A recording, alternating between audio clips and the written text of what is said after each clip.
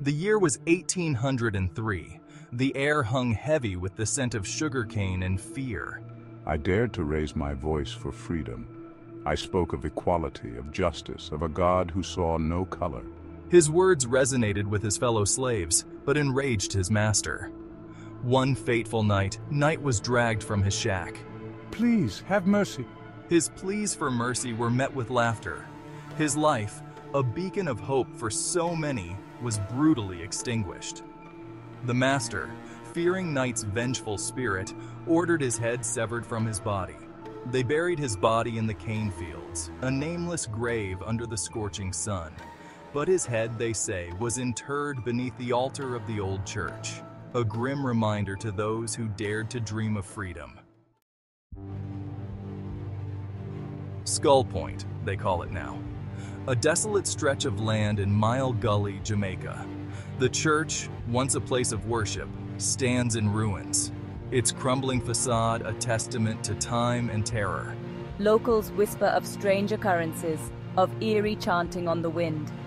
They say Knight's spirit, restless and vengeful, roams the grounds, seeking justice for his brutal end, seeking peace for his soul. The air grows heavy as night falls, thick with the weight of the unspeakable. Shadows dance in the flickering light of oil lamps. The rustle of leaves sends shivers down your spine. To venture to Skull Point is to step into the heart of fear itself. The old church loomed before me, a skeletal silhouette against the dying light. Armed with my camera and EMF reader, I stepped inside. The air was thick with the scent of decay and something else, something ancient and unsettling. The silence was deafening, broken only by the flutter of bats in the rafters. I moved deeper into the church, my footsteps echoing on the cold stone floor. Reaching the altar, I paused. The hair on the back of my neck stood on end. Section 4. The Terror of Shadows. Suddenly a blood-curdling scream pierced the silence. I spun around, my heart pounding in my chest, but there was nothing there. Just the shadows playing tricks on my eyes, or so I thought. Then I heard it again. A low, guttural moan coming from the altar itself. My blood ran cold. The EMF reader in my hand spiked, its lights flashing wildly.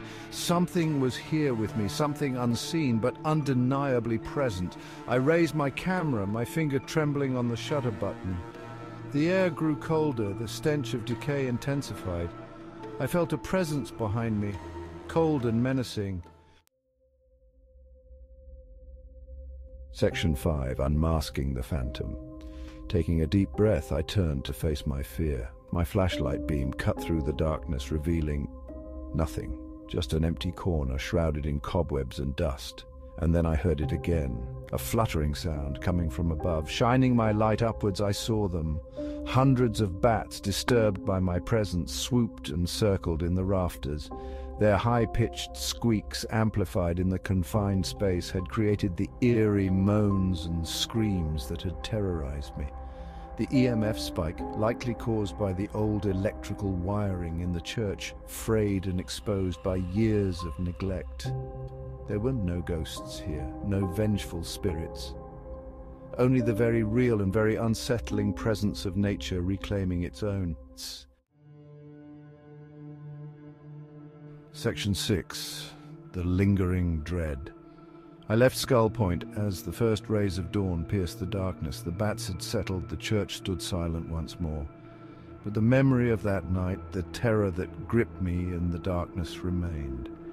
Even knowing the truth, I couldn't shake the feeling that something lingered there. Something ancient and unseen, watching from the shadows. Perhaps it was the weight of history, the echoes of suffering etched into the very stones of the church. Or perhaps, just perhaps, some stories are more than just legend. Perhaps in that desolate corner of Jamaica, the line between the living and the dead is blurred, and some spirits, forever denied peace, continue to walk the earth.